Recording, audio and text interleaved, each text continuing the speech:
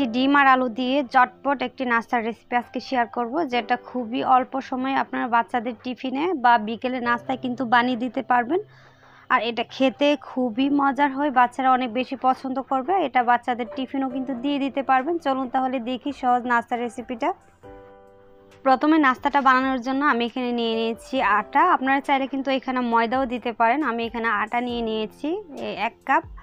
আটাটা নেওয়ার পর আমি এখন আটার মধ্যে দিয়ে দিচ্ছি স্বাদ মতো লবণ, আর এখানে দিয়ে দিচ্ছি সয়াবিন তেল 4 টেবিল চামচ। এখানে তেল আর লবণটা কিন্তু অবশ্যই দিবেন। আর তেল আর লবণটাকে দেওয়ার পর এখন হাত দিয়ে ভালোভাবে মেখে নিতে হবে।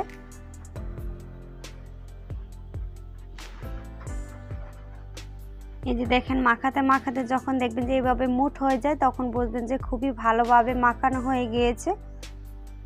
তারপর এখানে আমি অল্প অল্প পানি দিয়ে এই ডোটা করে নেব। আর এই ডোটা কিন্তু একেবারে শক্ত হবে না, আবার নরমও হবে না, কিন্তু রুটির থেকে বা রুটির ডো থেকে একটু শক্ত হবে।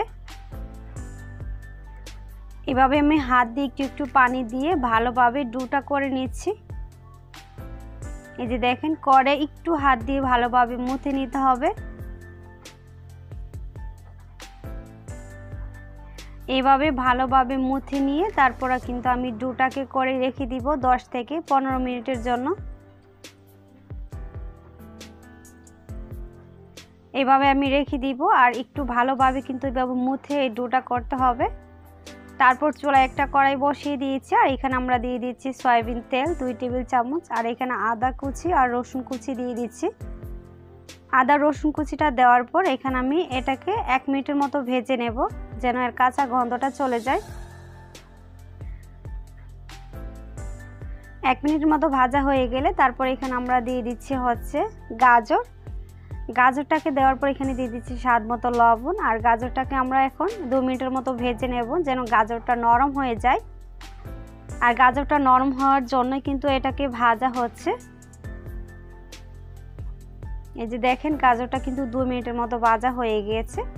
তারপর এখানে দিয়ে দিব হচ্ছে একটা ডিম। আমি এখানে একটা ডিম দিচ্ছি, আপনারা চাইলে কিন্তু বেশি ডিম দিয়েও করতে পারেন। ডিমটাকে দেওয়ার পর এখন ডিমটার মধ্যে দিয়ে দিচ্ছি সামান্য একটু লবণ। লবণটা দেওয়ার পর ডিমটাকে একটু ভেঙে দিচ্ছি। ভেঙে দিয়ে তারপর ডিমটাকে ঝুড়ি ঝুড়ি করে ভেজে নেব। এই যে দেখেন, এইভাবে ঝুড়ি ঝুড়ি করে ভেজে নিচ্ছি। ডিমটাকে আমরা কিছুক্ষণ ভেজে নেব, যতক্ষণ না পর্যন্ত একেবারে ঝুড়ি ঝুড়ি হচ্ছে। এই যে দেখেন, ডিমটা কিন্তু ঝুড়ি ঝুড়ি হয়ে গিয়েছে, আর ডিমটা কিন্তু ভাজা হয়ে গিয়েছে। এখন উঠিয়ে আমি সাইডে রেখে দিব। সাইডে রেখে দিয়ে এদিকে আমি 2টা আলু সিদ্ধ করে নিয়েছিলাম। আলুটাকে এইভাবে হাত দিয়ে ভালোভাবে মাখিয়ে নিব, বা ছোট ছোট গুঁড়ো গুঁড়ো করে নিব। একেবারে ম্যাশ করারও দরকার নেই, এভাবে হাত দিয়ে ভেঙে নিলেই হবে। এই যে দেখেন, আলুগুলা ম্যাশ করা কিন্তু হয়ে গিয়েছে। তারপর এখানে আমরা দিয়ে দিচ্ছি হচ্ছে কাঁচামরিচ ঝালের জন্য। আর তারপর এখানে দিয়ে দিচ্ছি 1/4 কাপ পেঁয়াজ কুচি। তারপর এখানে আমরা দিয়ে দিব অনেকগুলো ধনিয়া পাতা কুচি। তারপর এখানে দিয়ে দিচ্ছি যে ডিমটা আমরা ভেজে রেখেছিলাম, সেই ডিম ভাজাটা। তারপর এখানে দিয়ে দিচ্ছি স্বাদ মতো লবণ, 1/2 টেবিল চামচ ভাজা জিরার গুঁড়া, আর 1 টেবিল চামচ দিয়ে দিচ্ছি হচ্ছে ম্যাজিক মশলা। আর ম্যাজিক মশলাটা দিলে প্রত্যেকটা খাবারের স্বাদ মানে অনেকটা বেড়ে যায়, বিশেষ করে এই ভাজা আইটেমগুলোতে। দেওয়ার পর আমি চামচগুলো দিয়ে চামচ দিয়ে সবগুলা উপকরণ একসাথে ভালোভাবে মেখে নিতে হবে বা মিশিয়ে নিতে হবে। এখন আমি সাইডে রেখে দিব। রেখে দিয়ে যে ডোটা আমরা করে রেখেছিলাম, সেই ডোটা থেকে এখন একটু মাখিয়ে নিচ্ছি। ডোটা একটু মাখিয়ে নেওয়ার পর এখন এখান থেকে আমি ছোট ছোট লিচি কেটে নিব। যত বড় করে নাস্তাটা তৈরি করতে চান ঠিক ততটুকু করে কিন্তু এটাকে লিচি কেটে নিতে হবে। এই যে আমি এটুকু করে লিচিগুলো কেটে নিচ্ছি। আমি এখানে প্রায় 7টা ভাগে ভাগ করে নিয়েছি। নেওয়ার পর এখান থেকে এখন একটা লিচি নিয়ে তারপরে প্রথমে আমি মুথে নিচ্ছি। ভালোভাবে মুথে নিতে হবে যেন ফেটে না যায়। তারপর আমি এখানে লাগিয়ে নিচ্ছি হচ্ছে আটাটা লাগিয়ে নিয়ে তারপরে এখন আমি বেলে নিচ্ছি। এই যে এতটুকু করে রুটি করে আমি কিন্তু বেলে নিয়েছি। এখন আমি এখানে পুরটা দিয়ে দিব যেটা আমরা করে রেখেছিলাম। ডিমের পুরটা দেওয়ার পর এখন আমি ভাঁজ করে নেব। আর এই ভাঁজটা কিন্তু অনেকটা মোমোর মতো। এই যে দেখেন কিভাবে আমি ফোল্ড করে নিচ্ছি। এভাবে কিন্তু ফোল্ড করে নিয়ে তারপর আমি চারপাশ দিয়ে ঘুরিয়ে ঘুরিয়ে মুখটাকে বন্ধ করে দেব আর উপরটাকে কিন্তু এভাবে ফেলে দিব।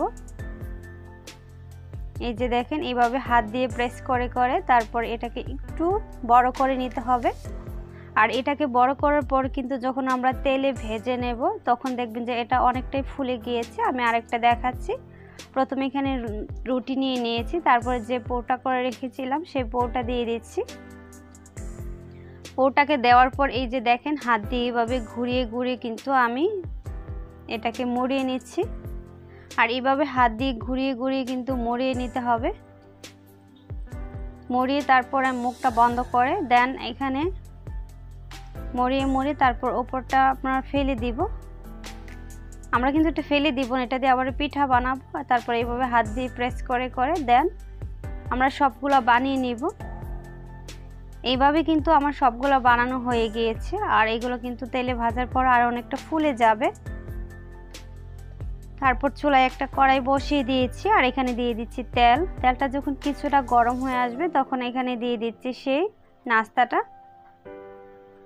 এটাকে দেওয়ার পর আমি চুলার আঁচটা একেবারে মিডিয়ামের চেয়ে নিচে রেখে দিয়েছি, না হলে কিন্তু এগুলো পুড়ে যাবে। যদি আপনারা হাই হিটে এগুলো বাঁচতে চান তাহলে দেখবেন উপর দিয়ে পুড়ে যাবে আর নিচ দিয়ে হবেই না। তারপর আমি এইভাবে তেলের মধ্যে 4-5টাকে ডুবিয়ে নিয়েছি। ডুবিয়ে নেওয়ার পরে প্রায় 5-6 মিনিটের মতো জাল করার পর বা 5-6 মিনিটের মতো ভাজার পর আমি এখন উল্টিয়ে দিচ্ছি। দেখেন এগুলো কিন্তু অনেকটাই ফুলে গিয়েছে। আর যখন দুই পার ভাজা হয়ে যাবে তখন কিন্তু এটা আরও ফুলে যাবে। এই যে দেখেন প্রত্যেকটা নাস্তায় কিন্তু অনেকটাই ফুলে গিয়েছে বা এগুলো ফুলে কিন্তু একটু বড় বড় হয়ে যায়। আর এই নাস্তাগুলো দেখতে খুবই কিউট আর খেতে তো আরও কিউট, আরও বেশি মজার ছিল। এই যে এইভাবে আমি আরও 5 মিনিটের মতো ভেজে নিয়েছিলাম চুলার আঁচটা মিডিয়ামের চেয়ে নিচে রেখে। এখন এগুলা হয়ে গিয়েছে, আমি নাস্তাগুলোকে উঠিয়ে নিচ্ছি। এই নাস্তাগুলো যদি বাচ্চাদের টিফিনে বা সন্ধ্যায় বানিয়ে দেন বাচ্চারা কিন্তু অনেক বেশি পছন্দ করে খেয়ে নেবে। আর এরকম নিত্য নতুন রেসিপি পেতে আমার চ্যানেলটাকে আপনি সাবস্ক্রাইব করে রাখতে পারেন নেক্সট ভিডিও পাওয়ার জন্য। আশা করছি এরকম ভিডিও আমার কাছে আরও পাবেন। আর যদি ভিডিও ভালো লাগে ফ্রেন্ডস অ্যান্ড ফ্যামিলির সাথেও শেয়ার করতে পারেন। আমি একটা ভেঙে দেখাচ্ছি, যে দেখেন ভিতর কিন্তু পুরে ভরপুর। আর এটা খেতে যে কত ভালো লাগে, যদি একবার বানিয়ে বাসায় খান তাহলে দেখবেন ছোট বড় সবাই অনেক বেশি পছন্দ করবে।